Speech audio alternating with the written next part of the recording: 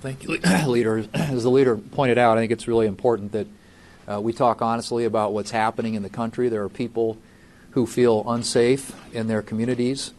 There are a lot of people who are peacefully protesting.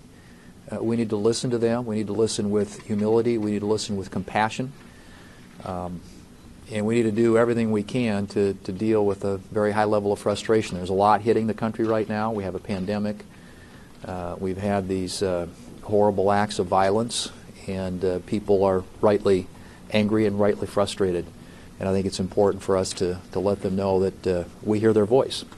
It's also important that we condemn the violence. There is no place for looting and destruction of property and killing.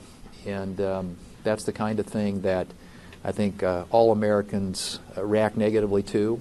And it's important that protests be conducted in a lawful way, in a way that's consistent with our First Amendment right to speak out. People in this country have that right, but they shouldn't do it in a way that creates violence.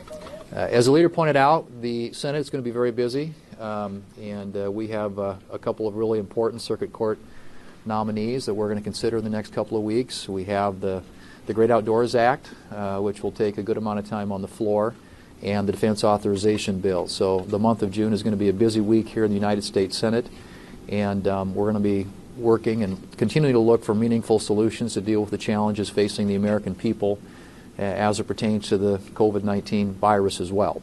And I've got there are going to be a number of committee meetings this week and in the coming weeks where we'll have an opportunity to hear about what's happening out there and to consider additional steps that may need to be taken. But we're obviously interested as the economy starts to open up again in seeing what impact the things that we've already done are having out there. And hopefully we'll be getting some good results as people start getting back to work.